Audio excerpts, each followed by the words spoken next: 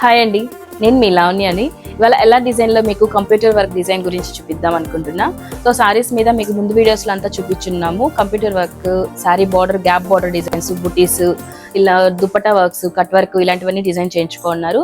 So present అయితే మన దగ్గర ఇప్పుడు పెట్టిపాట్లో ఒక డిఫరెంట్ ఫ్లోరల్ డిజైన్లో రెడీ అయ్యింది. సో దీని బార్డర్ డిజైన్ శారీకి గ్యాప్ బార్డర్ లాగైనా వేసుకోవచ్చు, లేదు నార్మల్గా బార్డర్ మీద కూడా వేయించుకోవచ్చు అండి.